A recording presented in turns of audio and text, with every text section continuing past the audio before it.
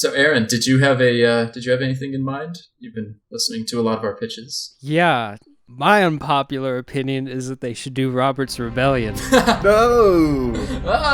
No, that's too unpopular!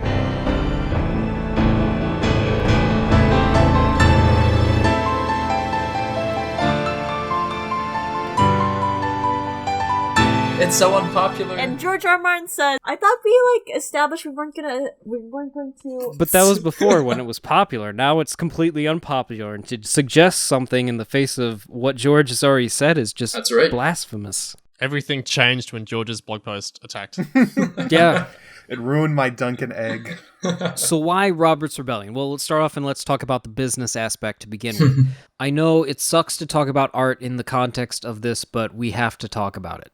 The number one thing that Robert's Rebellion has going for it is what's called in finance stable, predictable future cash flows. It is the lowest risk, high reward situation that you can have as far as a spin-off series is concerned, because a lot of the events tie directly into the main series, so people are going to come back and want to see it. With the exception of the Stark children, almost all of the characters come back for it. And it's also cheaper to do because you get to bring back all of these characters, but with newer, younger actors, much cheaper contracts. And it's also a lower risk series because it would only run for 3 seasons or so. So you don't have to commit a whole lot of money to it, as well as you don't have wolves and dragons to worry about. Yeah, true. The thing with going with one of these other ideas is that A Song of Ice and Fire, Game of Thrones is like lightning in a bottle. These types of series don't come along very often. It's in a super high percentile. It's 1 out of every 500 series. So if you're trying to commission 5 different spin-offs, trying to get another equivalent epic series out of that, well, your chance of getting it is still extremely low, because if it's 1 out of every 500 and you're commissioning 5 series, your chance of getting another series that's just as good is 1%. It's not very high at all, and you need stuff to keep the audience coming back. And Game of Thrones itself is not that big of a universe. George came out with The World of Ice and Fire, and George was pitching how expansive this universe is and how, there's so many different areas to explore and all these different stories.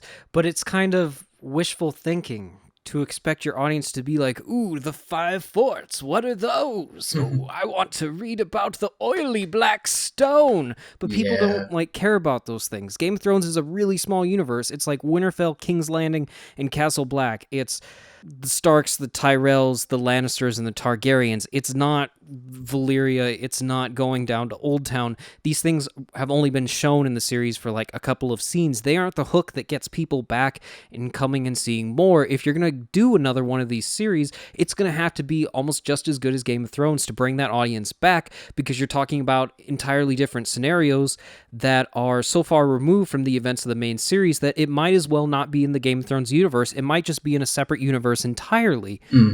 So now let's talk about why Robert's Rebellion is a good series in and of itself. When criticizing prequels, a lot of people say, is this a story that needs to be told, as far as is this just a cheap old cash grab?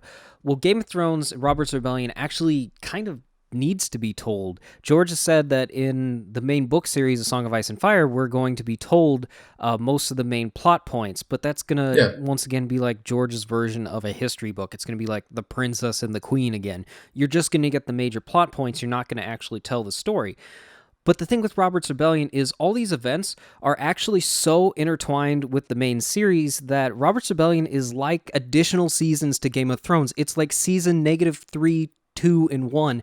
It's not like its own prequel series, because what actually kicks off the events of the main series? Well, it's the death of Jon Arryn. Well, who was Jon Arryn? What exactly was he like? What did he really mean to Ned and Robert? These things are not really explored. Jon Arryn is basically a MacGuffin. He's a plot device that gets the series kicked off, but he's an actual character that impacts other characters in the series, and we don't even understand anything about him. It's the same thing with Oberyn and Elia Martell. Elia is a character during the time of Robert's Rebellion, and she's just kind of another MacGuffin that leads to another plot. These characters are all reduced down to plot devices. Not showing Robert's Rebellion is kind of if you were to pick up Game of Thrones right after Tywin dies and just have the series begin with the death of a major household member who controlled and kept the kingdoms together. Or like with season 2, like starting off with like Ned and just having it post after Ned dies and like the king and his advisor are dead. Yeah. But like there's a huge series in season 1. Yeah. It's the same way with Robert's Rebellion. All of these are stories that can be told and have real characters in them. And you get to bring back characters that you know, and you get to really flesh in the ones who are reduced to simple plot devices in these other series because you don't get the rest of that story. And we might get that in A Song of Ice and Fire in the books, but in the show, we're not going to get anything except like the main stuff revolving around what happened with Lyanna. And with developing these other series from the practical standpoint for George, it's going to kind of hamper George to be writing or be assisting 5 different prequel series and the writers in development, especially if they are dealing with them as almost like a competition right now. Because each one of these people is going to be fighting to get their story made, which means he who has more assistance from George is probably going to be able to create a better story overall. And it's also more advantageous to George if he doesn't focus on writing 5 individuals or helping write 5 individual stories, some of which are never going to likely be made. But instead took 2 of those writers, like you take Cogman and you give him the head writer, and then you bring like Borgstein in or something who wrote LA Confidential and won an Oscar for it, and you bring Carly Rae in, and all 3 of them can focus on getting this one story done and hammered out. And George doesn't have to spend as much time, and he can concentrate on the Winds of Winter. And then in 3 years, when the whole thing is done and the series is produced in like 30 to 36 episodes or whatever it ends up being, then then you can develop these other stories, and George will have time to do that. So, and you've already proven to HBO, because you've developed the most likely successful successor series, that George can demand a higher price for these new spin-offs as well. Because it's proven that the series has an actual brand beyond just the main epic story. I think that's a fantastic point on the competition between the writers. Like, just imagine Carly Rae at home wondering if George is going to call her maybe to say he's picked up her idea. You have to play that. You got it in. Now we have to play Call Me Maybe. Can we get the rights? Done. The podcast is done. It's over. We finished said it. About the 5-year gap. Everything we said about the 5-year gap, just cut it. Just cut it. It ends there. Right. After that. Well, going back to the point about it being a competition, I kind of sympathize with the people who are upset when George takes on these extra products, because a lot of these are not going to be made. Yeah, it's true. It's kind of wasted work. Just like wildcards. Whoa! That's not wasted work. Who said That is that? masterpieces. Think about it for 1 second, Michael. What is this competition like doing? Bringing in extra writers to write all these separate stories within this creative world. No. It's just like wildcards. George is taking A Song of Ice and Fire and doing the wildcards treatment with it, where he's the curator and editor of all these different stories. You know what? If he actually did that and created sort of a shared universe for it, I would not be that unhappy. And I don't just mean a shared TV universe, because I think that is one of his biggest gifts that he can give to the science fiction and fantasy writers of the future, is his name, is lending his name to publications that they end up in, and anthologies and TV shows that they end up writing for, things like that. You know what? If he wants to wildcards A Song of Ice and Fire in that sense, fine. Just don't introduce Dr. Tachyon or whatever.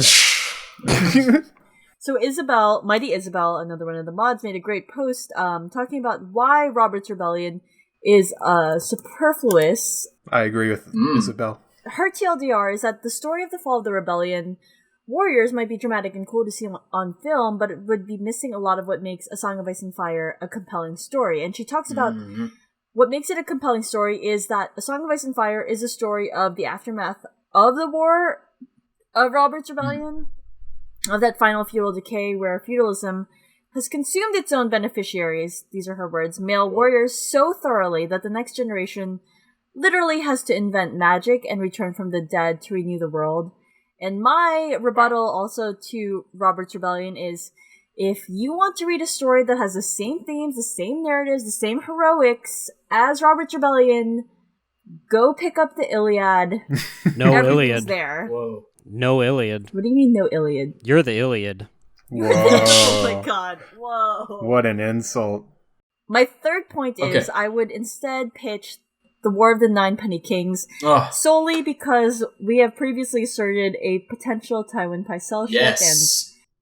Tywin. Can you imagine? and Tywin for the win. Can you imagine the reaction That's my of pitch. Barristan's With the sex. actor if they brought back Barristan for a Ninepenny King adaptation, but it wasn't him? He'd be so salty. That alone He makes would it be worth pretty it. upset, I think. He was pretty upset with his own Yeah. death. He was. He really was. Yeah. I agree with Isabel's point about what A Song of Ice and Fire is, and that it has to deal with picking up the pieces after feudalism decays, but I disagree with her conclusion. I think that's actually a point that helps aid in why you should tell Robert's Rebellion, because if you're telling a story in A Song of Ice and Fire about picking up the pieces after feudalistic decay, then you should tell the story about like how it decayed to begin with to get the complete context for why everything exists as it is within a wholly contained story.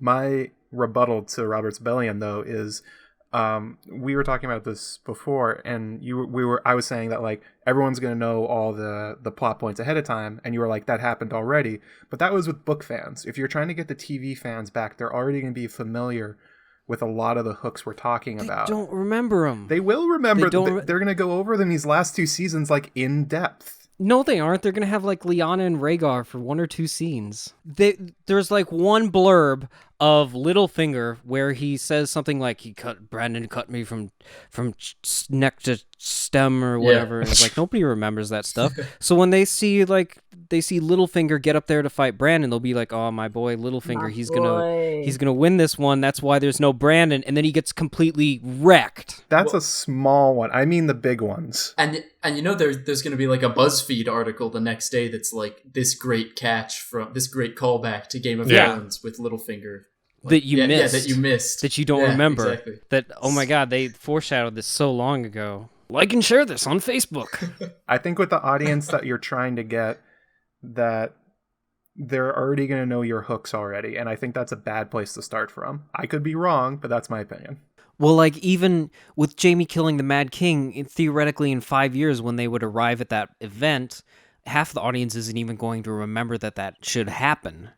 I mean, that might sound condescending, but I know from my experience when I watch some shows fairly casually and I only pick it up like when that series comes back, I don't remember these things that they get into when they tie things back earlier on. It's not just the hooks. In Isabel's thread, there was this user Maximus8910, and he comments that, also worth pointing out, Robert's Rebellion is A Song of Ice and Fire. All the important parts of it are revealed during A Song of Ice and Fire in order to shed light on characters. Its echoes reverberate throughout the story that we're now following. So the broad themes, including the themes of repeating wars, /generational change, /paying for the sins of one's parents, are all too intertwined to make Robert's Rebellion a properly compelling But that's show. my point. The issue with that, though, is because A Song of Ice and Fire and Game of Thrones, to an extent, is the story not just of the War of the Five Kings, but the Rebellion as well. We're all contextualizing the Rebellion inside of Ice and Fire. But the Rebellion doesn't have a book series. The Rebellion has no prequel novel to have a chance to have its own themes. Like, if we're just taking it at a narrative sense, it doesn't necessarily have to be tied to the thematics of Ice and Fire. Like, Aaron the other day was having that good idea of looking at the woman's perspective through the characters in the Rebellion that feel powerless and stuff like that. Like, you can spin an entirely different approach and angle and themes from just the narrative of Robert's Rebellion. When you take it away, I don't think that's necessarily a bad thing, in that you're untethering it from Ice and Fire means it can have its own themes. Maybe. Like what was Jalabar XO up to during the Rebellion, you know? How crazy was the Mad King, really?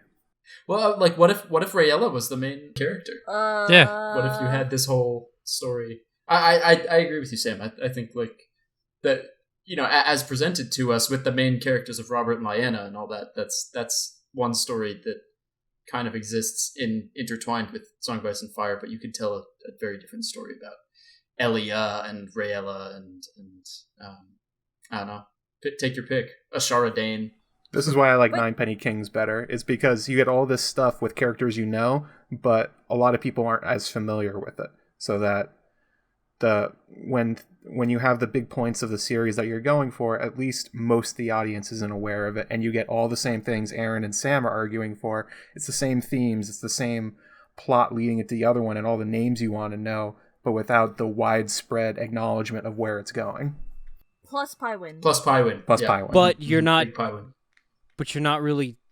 You're dealing with the united Westeros rather than the divided Westeros that most people know from the main series. Like, the good thing about Robert's Rebellion from maintaining a successor story is that it keeps almost all of the same. What you know about Game of Thrones is still true without going too far off of the rails with it. And when you start introducing Blackfires and talking about them, and now you're putting all these houses together on the same side, it's like, well, what I liked about the other series was that there are all these houses and they're fighting each other, and now it's just like these Blackfire people and I don't know who they are. And there would still be internal conflicts. But that's still the main problem that George and you guys have sided with doing Robert's Rebellion. Well, the audience already knows that the Blackfires aren't going to end up winning, so it's like you're banking on the nostalgia of having these characters back, but it's like Robert's Rebellion Light. You only get like a handful of them. You get Tywin and the Blackfish and Barristan,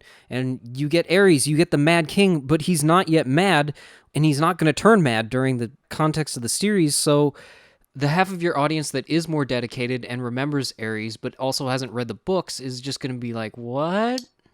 It would be really funny if they did a whole Ninepenny Kings series without ever once like having a battle or even mentioning the enemy.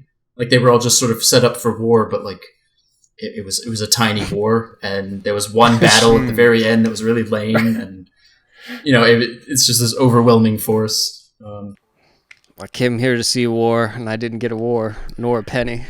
Well, we know there was strife in the Ninepenny Kings within Westeros because the North and the Iron Islands didn't take part, and there are obviously going to be some places in Westeros that are favoring the Blackfires as they're trying to invade. You could still get the same kind of conflicts and backroom politics that you want.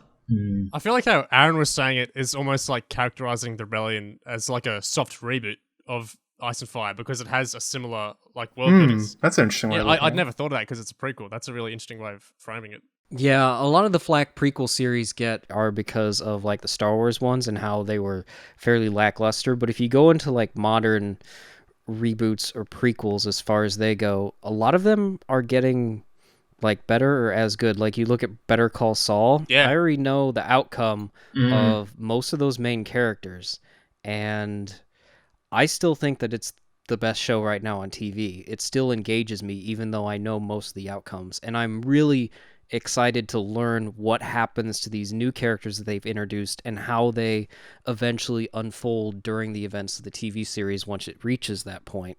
Right. And then you look at like modern Star Wars prequels. Rogue One, highest grossing movie in the last 365 days, and it was pretty darn good. It had a few problems, but it was still really great.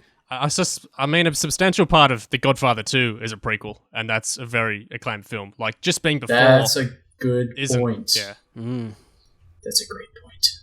I don't mind knowing, like, what the end point is. It's just that, as you said, it's an entire reboot of A Song of Ice and Fire. We're exploring the exact same things, exact same character development, exact same conflicts internally and externally that we have before. Like, I mean, things like Chronicle of a Death Foretold or, like, The Brief Wondrous Life of Oscar Wilde. Literally, we know how it ends from the first page, from the title of the story. But, like, I don't mind that. It's just that Robert's Rebellion, if we explore it, as Aaron was saying, from those unexpected people, such as, like, if we understand truly how Elia felt about it, how Rayella felt about it, then, yeah, I think that would be an interesting story, potentially worth telling.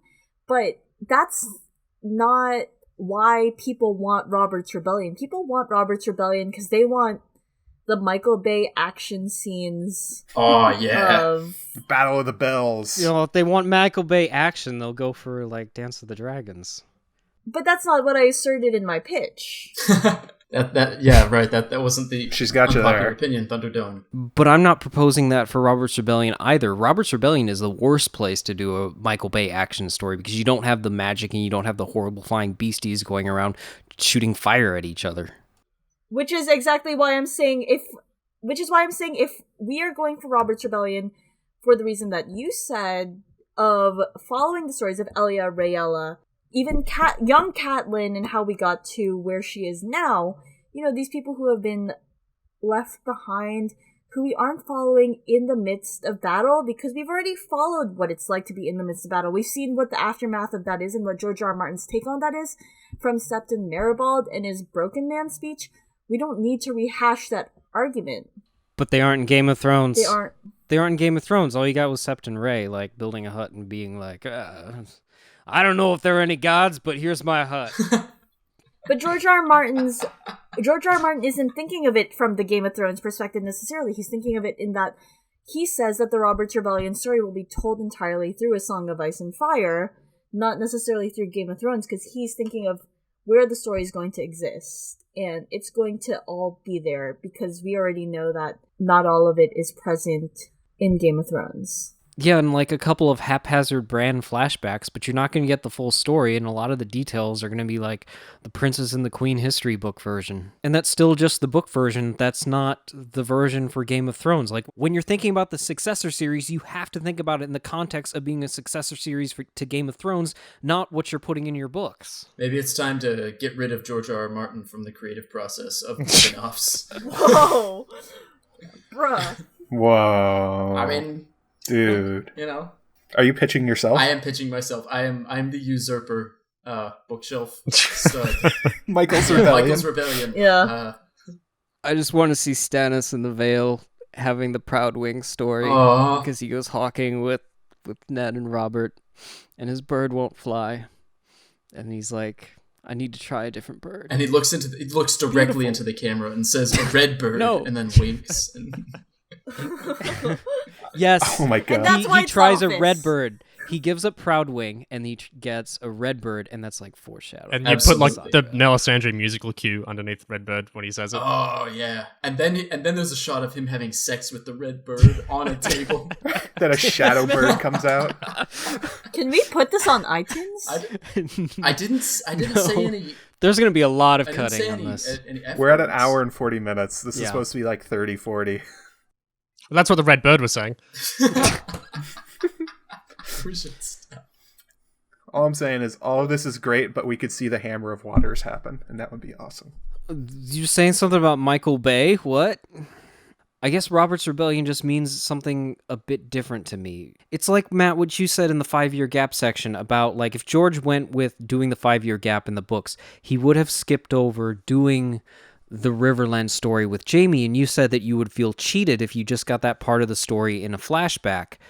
I don't know if I really feel cheated that we're not getting Robert's Rebellion, but I feel disappointed because I feel like we're just getting the flashback portions of that, and we're not getting it actually told as a full story. A Song of Ice and Fire and the stuff that occurs directly around it is like what engages me. It's not stuff in the world of Ice and Fire, and no matter like what the successor series is, it's always going to be kind of disappointing to me that there's an opportunity to go back and show a cinematic version of a huge segment of A Song of Ice and Fire at the very beginning, and we're just not going to cover it because of like reasons. So just kind of a shame.